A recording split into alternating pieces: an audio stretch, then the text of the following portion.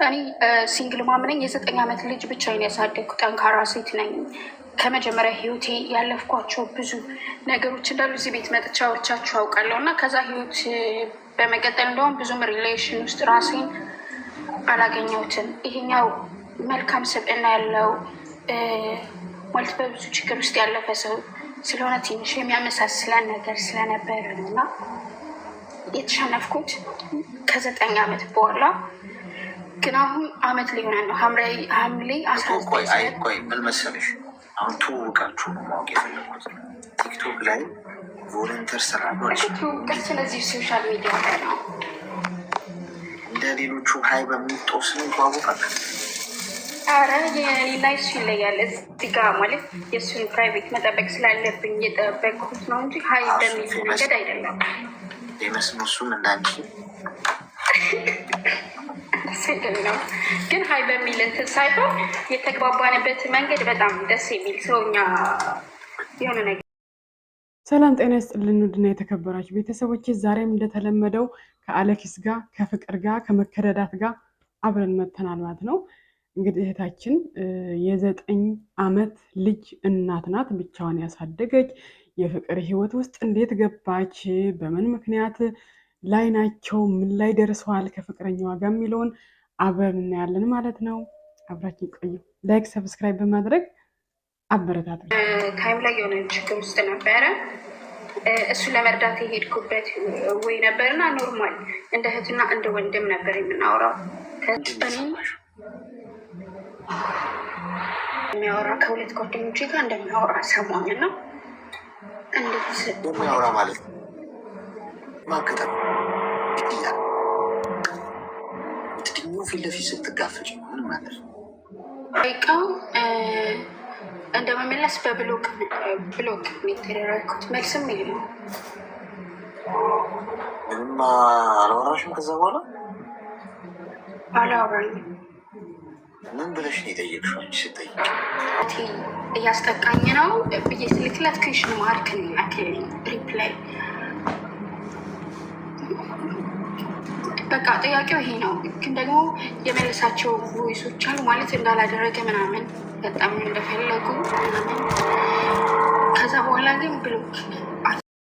ውድ ቤተሰቦቼ ሁላችንም በስደት ውስጥ የምንኖር እህቶቼ እኔም ጨምሮ ሶሻል ሚዲያ እንጠቀማለን። ቲክቶክ፣ ፌስቡክ፣ ዩቲዩብ ወዘተ ብዙ ነገሮች ኢሞ፣ ዋትሳፕ ብዙ ነገሮች አሉና ምንድን ነው በእርግጥ እኛ አጋራችን ወይ ባለቤታችን ወይም ደግሞ የሆነ እኛ ሁሌም መቼስ ትዳር እንፈልጋለን ሁላችንም።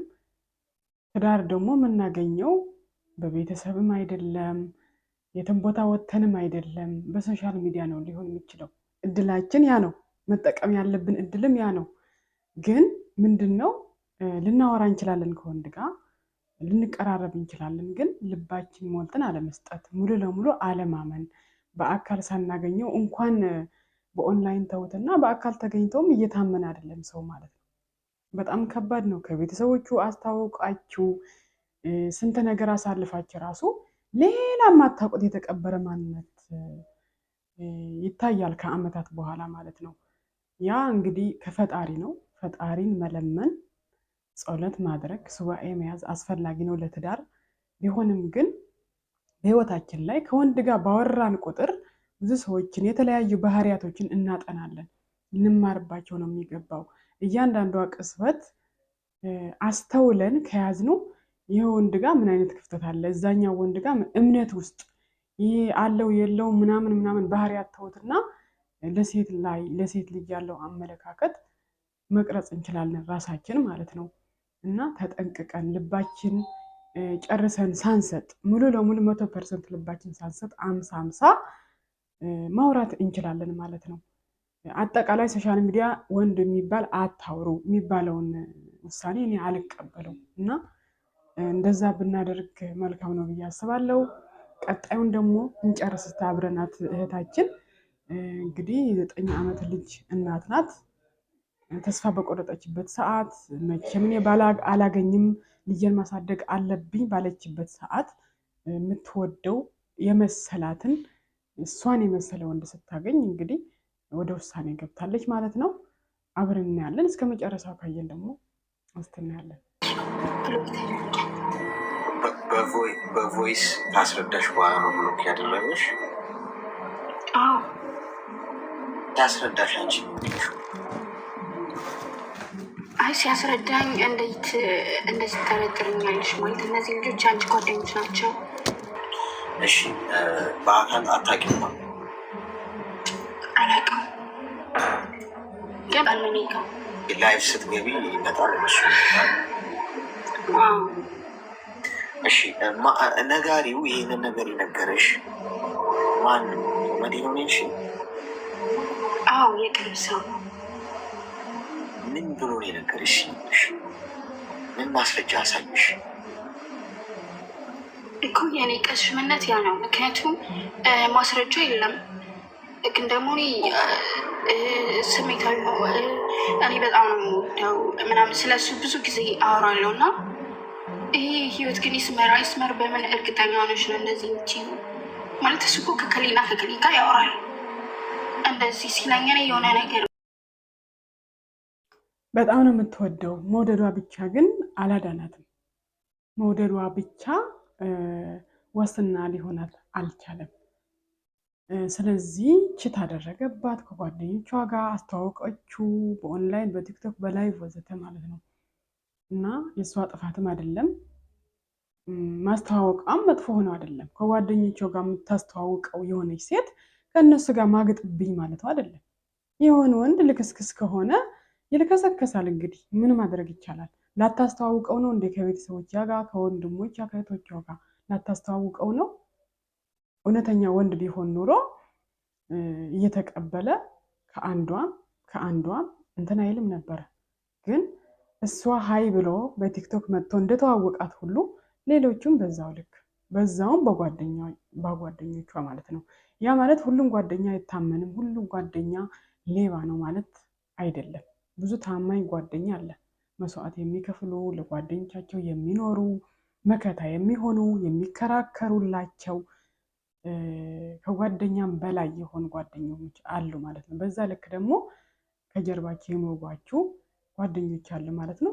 ራሳችን የትኛውንም የሆንን ጓደኛ ማለት ማንኛውም ህይወት ትዳር ወይም ፍቅረኛ ይዘን እዛ ህይወት ውስጥ እስከምንገባ ድረስ ያን ያህል መጋራት ያስፈልጋል ብዬ አላስብም። እኛ የማይሆንን ሆነ ካልሆነ በስተቀር ከጓደኞቻቸው ጋር ማስተዋወቅ በልክ መሆን አለበት ብዬ አስባለሁ። ዘመኑ ከብዷል። ጓደኛ የጓደኛዋን ባል እየቀማች ያለችበት ዘመን ነው። ልቦና ይስጠን። ሁላችንም የየራሳችን አለን። እንግዲህ መቼስ ምርጫ ውስጥ ገብተን ከጓደኛ ቀምቼ በወስደው ያ ባል ለእኔ ይሆናል ወይ አይሆንም የሚለውን ፈጣሪ ነው የሚያውቀው። ሊሆን አይችልም። እሷን ያላከበረ እሷን ያልሆነ እሷን ጥላ ወደ እኔ ቢመጣ አይሆንም። የእሷ ትዳር ነው ማፈርሰው እንጂ ለእኔ የማይሆን ነገር ነው አይታሰብም ማለት ነው። እና ልቦና ይስጠን። ምን አይነት ግንኙነት አለ እሱ የነገረኝ ሰው ከዚህ ሰው የሚያውቀው? እኔ ራሴ ነኝ ያስተዋወቅኳቸው።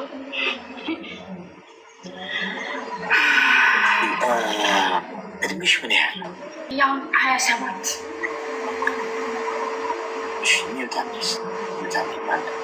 እሺ። አረ ልብሽ ሊሰበር የሚችልበት እድል በጣም ከፍተኛ። እኔ ሽማግሌ ስለሆንኩ ነው የምነግርሽ። ህይወትሽን ግን ዋጋ ስጪው። ቲክቶክ ላይ ነው የተዋወቅሽው። የሰጠሽው ቦታ የሆነ የአምልኮ አይነት በቃላል የመጨረሻ ፈጣሪያችን ላይ ልንተማመንበት የሚገባውን እምነት ነው አሳልፈሽ ለሱ የሰጠሽው። ገብቶሻል? ስለዚህ ቲክቶክ ላይ ነው የምታውቂው። ስለሱ የተነገረሽን ነው የምታውቂው። በአካል አታውቂም። ሰው እንደገና ማመን እንደሚቻል አሳየው፣ እንደገና መውደድ እንደሚቻል አሳየው አልሽ። የኔና ስለሱ እኮ አታውቂም እኮ። ምንም እኮ ሊፈጠር ይችላል እኮ። ይሄ ሰው እኮ ምን አይነት ህይወት ላይ እንዳለ አታውቂም። ከጓደኞች ጋር ላያወራም ይችላል። እሱ አይደለም ፖይንት። አንቺ ግን ያለሽበት የቆምሽበት ቦታ ግን በጣም አደገኛ። እና ደግሞ ከጓደኞች ጋር ማስተዋወቅሽው እዛው ስርስር ብላችኋል። ቲክቶክ ላይቭ ላይ ትገበያለሽ፣ እሱም ላይቭ ላይ ይመጣል፣ እሱም ይመጣሉ፣ እዛው ትሳሳቃላችሁ። እዛው ሌላዋንም ሴት ሄዶ ሊተዋወቅ የሚችልበት መንገድ እንዳለ አስቢ። ባሌ ይሆናል ብለሽ ደምደመሽ ልብሽን አሳልፈሽ አትች። መጀመሪያ በአካል ወደፊት አግኝተሽው እንደገና ተዋውቀሽ እንደገና ስለሱ ገብቶሽ ነው እንዲህ አይነት እምነት ማሳደር ያለብሽ እንጂ በላይቭ ስላወራችሁ በዚህ መጠን እንትናት በይ። እንግዲህ በአካል ተገኝቶም ይታመናል ማለት አይደለም። ቢሆንም ግን ይሻላል መተዋወቅ በአካል ብዙ ያልተገለጡ ባህሪያቶች ፊት ለፊት አይን ለአይን በአይን ብረት ስትተያዩና በስልክ አንድ አይደለም። ከጀርባውም ከፊቱም ታያላችሁ በአካል ሲሆን ማለት ነው። አንድ ሰው በአካል ተገኝቶና በርቀት አንድ ሊሆን አይችልም። እና ሁላችንም በእውነት ልባችን ከመሰበሩ በፊት ህይወታችን ከመጨለሙ በፊት ብንማር ከአንዳችን ወደ አንዳችን ከአንዱ ህይወት ብንማር ብዬ አስባለሁ። እንግዲህ ይሄ እንደዚህ አይነት አጋጣሚ አብዛኛው ሰው ደርሶበታል ብዬ አስባለሁ። በተለይ የመዳም ቅመሞች እንደዚህ አይነት ነገር ያላስተናገደች የመዳም ቅመም ትኖራለች አትኖርም አላቅም።